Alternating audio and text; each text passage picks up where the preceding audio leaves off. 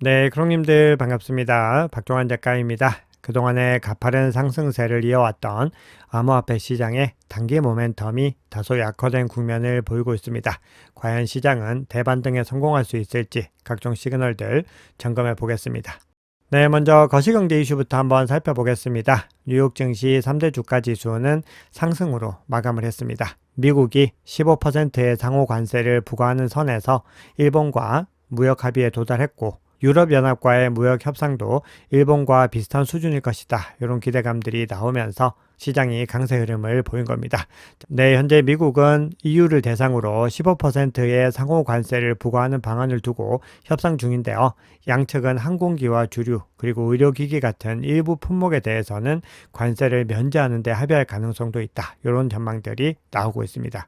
유럽연합과의 무역 협상이 합의에 이르게 되면은 이 상호관세에 대한 불확실성은 상당 부분 해소가 됩니다. 네, 상호관세와 더불어서 올해 또 가장 중요한 거시경제 이슈 중에 하나이죠. 금리 인하에 대한 부분들도 여러 전망들이 나오고 있는데요. 스콧 베센트 미 재무장관이 올해 한 차례에서 두 차례 정도 기준금리를 인하할 것 같다. 이렇게 전망을 했습니다. 그리고 CME 패드워치 툴 상으로도 비슷한 흐름들이 나오고 있는데요. 7월 달에 금리 동결 전망은 전날보다 더 높아졌고 9월 달에 금리 인하에 대한 전망들은 또 전날보다 높아졌습니다. 즉 9월 달에 금리를 인하할 수 있다라는 전망들이 여전히 강하게 유지가 되고 있고 연내 2회 전망도 유지가 되고 있습니다. 자, 그리고 스콧 베센트 장관은 차기 연준 의장 인선이 올해 12월 혹은 내년 1월에 발표될 수 있다라고 인터뷰를 통해서 밝혔습니다. 네, 오늘도 인베스팅닷컴 기준으로 별 3개짜리 지표가 몇 가지 발표가 됩니다. 매주 발표되는 신규 실업수당 청구 건수와 더불어서 나머지 지표들은 경기의 흐름을 확인할 수 있는 지표인데요. 물가지표상으로 PCE 지표라든지 그 외 중요한 고용지표 대비로는 거시경제 관점에서 중요도가 약간은 낮은 지표들이라고 볼 수 있는데요. 다음 주에 중요한 지표들이 줄줄이 발표가 되고 FOMC 미팅도 예정되어 있기 때문에 거시경제 관점에서는 다음 주를 가장 예의주시하셔야 됩니다. 자, 그런 가운데 백악관의 디지털자산 자문위원회 사무국장이죠. 보 하인스가 7월 30일에 암호화폐 보고서를 발표할 예정이다. 이렇게 이야기를 했습니다. 보고서 결과에 따라서 시장의 변동성이 발생할 수 있습니다. 네, 현물 ETF 흐름 한번 살펴보겠습니다. 비트코인과 이더리움의 온도차가 나타났는데요. 비트코인 같은 경우는 2거래일 연속으로 순유출이 발생을 했습니다. 반면에 이더리움 같은 경우는 무려 13거래일 연속으로 순유입 행진을 이어가고 있습니다. 비트코인을 조금 더 세부적으로 살펴봤을 때 블랙락에서는 순유출이 발생하지 않았고 피델리티와 비트와이즈 그리고 아크인베스트에서 순유출이 발생하면서 거래소에서 직접 거래를 했기 때문에 가격의 하방 압력으로서 작용을 했습니다. 자, 그리고 이더리움 같은 경우도 현재 순유입의 흐름을 주도하고 있는 것은 블랙락입니다. 네, 그러면 온체인 지표 통해서 시장의 상황 조금 더 깊이 있게 살펴보겠습니다. 네, 현재 비트코인의 모멘텀은 다소 둔화되고 있다라고 서두에서 말씀을 드렸습니다. 자, 그런데 비트코인의 추세는 식었지만 구조와 기본은 여전히 견고한 양상을 보이고 있습니다. 스위스 블록에서 제공하는 비트코인 펀더멘털 지표를 한번 살펴보시면은 강한 펀더멘털이 계속해서 유지가 되고 있는 것을 볼 수 있습니다. 그리고 이 펀더멘털의 세부적인 항목은 유동성과 네트워크의 성장성인데요. 두 가지 모두 다 상승세를 이어가고 있는데 그 중에서도 특히 유동성이 계속해서 상승의 흐름들을 이어가고 있는 것을 볼 수 있습니다. 네, 이번에는 공급 활성화 지표를 한번 살펴볼 텐데요. 활성화된 코인의 점유율 지표가 이번 사이클에서 두 번 크게 급등을 했는데 그 지점이 바로 작년에 두 번의 고점을 찍었던 구간입니다. 각각 20%와 18%로 집계가 됐는데요. 이 얘기는 그동안에 움직이지 않았던 코인이 급격하게 나와서 시장에서 재분배되었다는 것을 의미합니다. 그리고 그 이후에 그 수치가 급락하면서 마이너스 17%까지 떨어졌다가 이 구간에서 대략적으로 가격이 100K 정도였는데 그 이후에 다시 가격이 반등을 했고 이 수치도 반등한 것을 확인할 수 있습니다. 자, 그런데 이 수치가 여전히 2.4% 정도에 머물고 있기 때문에 보유자들이 분배를 시작하긴 했지만 아직까지는 초입이라는 것을 확인할 수 있습니다. 즉 아직까지는 상당수의 보유자들이 본격적으로 매도할 준비가 되지 않았다라는 의미이기 때문에 현재 시점보다 더 월등하게 높은 가격을 바라보고 있다라고 확인할 수 있습니다. 왜냐하면 이 수치가 굉장히 많이 차이가 나는 것을 확인할 수 있기 때문에 그렇습니다. 네, 그런데 이번 사이클이 과거 사이클과는 확연하게 다른 국면들을 확인할 수 있는데요.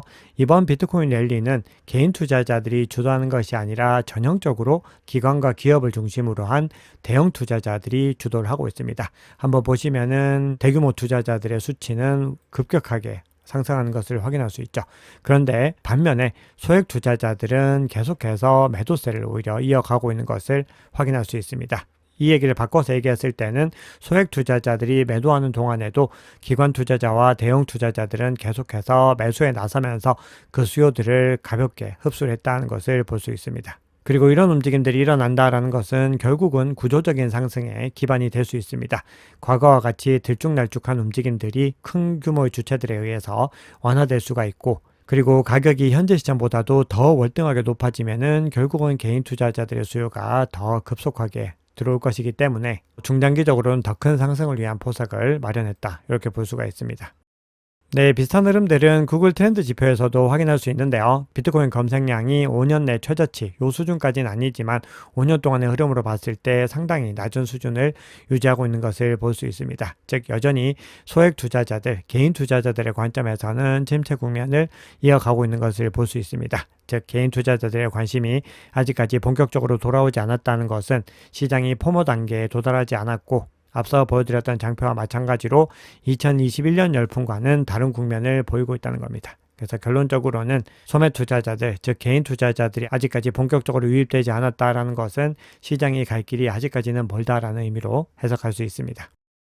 네, 이번에는 코인텔레그래프 분석 내용 한번 살펴볼 텐데요. 크립토컨트 분석가의 의견을 토대로 해서 비트코인 단기 보유자의 바이낸스 입금 비율이 현재 0.4를 찍고 하락 국면을 보이고 있는데 국지적인 바닥을 형성한 것 같다, 이런 분석을 내놓고 있습니다. 자, 이런 분석을 내놓은 근거는 역사적인 패턴에서 기인한 것이고요. 이 구간들 이후로는 가격이 여기서는 일정 부분 더 하락 추세를 보였지만 결국은 이후에 상승하는 움직임들을 가지고 갔다는 겁니다. 즉 시장에서는 가격이 단기적으로 많이 상승을 했기 때문에 단기 고점일 수 있다, 이런 의견들이 나오고 있지만 오히려 이 분석은 단기 바닥에 가깝다라고 이야기를 하는 것입니다. 그리고 그렇게 이야기를 하는 근거들은 바이낸스로 대량 입금한다는 것은 단기 보유자들이 차익 실현에 나선다라는 의미인데, 단기 보유자들은 상승 추세가 시작되는 국면에서 오히려 매도하는 경향이 더 강했다라는 겁니다. 네, 그럼에도 여러 가지 지표들 상으로는 시그널들이 다소 혼재하는 움직임들도 보이고 있는데요. 알프렉탈 리서치에서 공개한 자료에서는 현재 장기 맥법칙 상으로는 주요 저항선에 도달했다, 이런 분석을 내놓고 있습니다. 그동안의 흐름들 한번 살펴봤을 때 작년에 두 번의 고점에서도 이 구간을 상방 돌파하지 못했는데 이번에도 그 구간에 도달했기 때문에 단기적으로는 조정받을 수 있는 가능성을 언급한 것이고요. 만약에 이 구간을 상방 돌파하고 올라가게 됐을 때는 더 크게 상승의 흐름들을 이어갈 수 있습니다.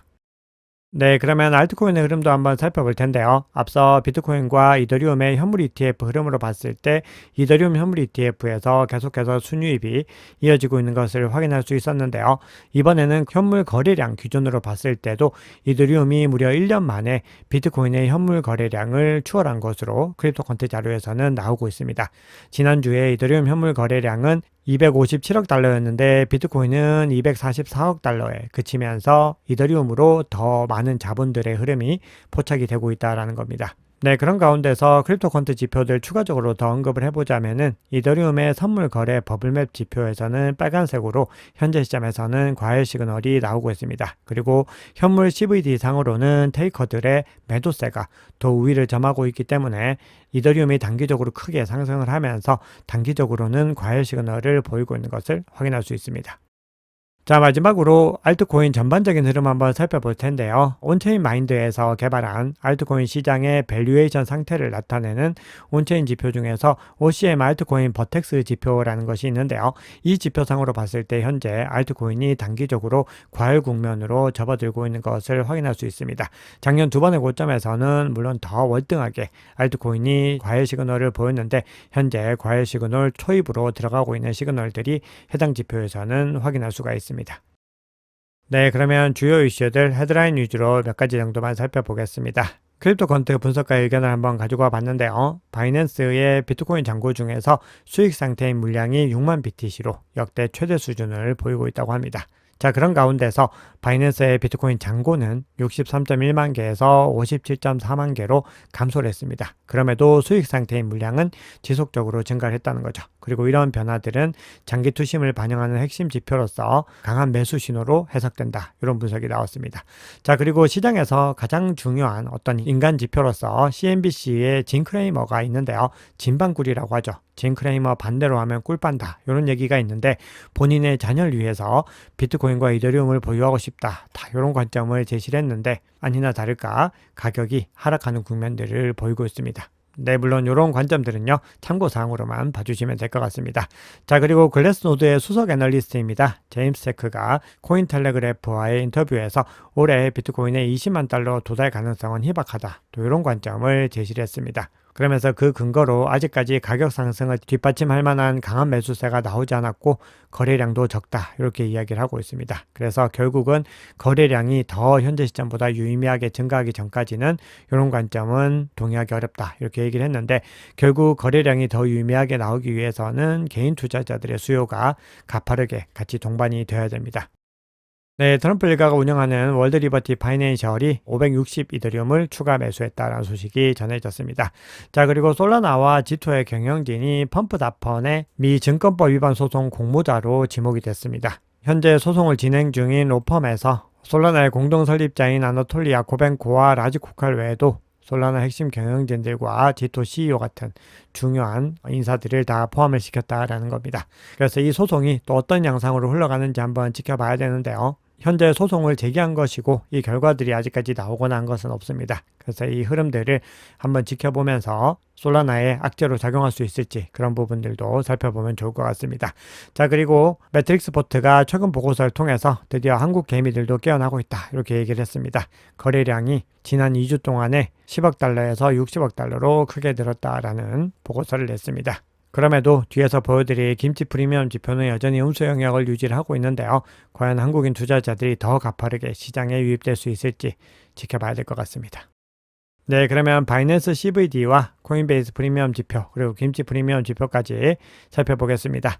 네, 먼저 파이어 차트 상으로 봤을 때 125K의 매도벽은 여전히 강하게 유지가 되고 있고 현재 가격 바로 하단으로 매수벽도 강하게 형성이 되고 있는 것을 확인할 수 있습니다. 고래들의 움직임 한번 살펴봤을 때 갈색과 녹색이 그동안의 매수의 움직임을 보였다가 다시 매도세로 전환을 하고 있고 보라색은 매도 이후에 매수세로 전환을 하고 있는데요. 전체적으로 바이낸스 주문량은 촬영 시점 기준으로는 매수 대비로 매도세가 조금 더 우위에 있는 것을 확인할 수 있습니다. 김치 프리미엄 같은 경우는 음수 영역에 머물고 있지만 상승의 흐름들을 보이고 있고요. 그리고 코인베이스 프리미엄 지표 같은 경우는 횡보의 흐름을 이어가고 있지만 여전히 양수 영역에 머물고 있는 것을 확인할 수 있습니다. 그래서 이번 가격 조정이 일시적으로 나타난 중요한 요인으로서는 바이낸스에서 큰 규모의 주체들이 매도세를 보인 부분들을 들 수가 있겠습니다. 네, 그럼 비트코인 차트 한번 보겠습니다. 현재 촬영 시점 기준으로 119K 근방에서 움직이고 있습니다. 비트코인이 다시 상승의 모멘텀을 이어갈지 한번 지켜보셔야 되는데요. 전날 반등의 움직임을 보였지만 그럼에도 RSI 이평선을 상방 돌파하지 못했습니다. 그래서 이 구간에서 다시 반등해서 이 흐름들 한번 지켜보셔야 되는데요.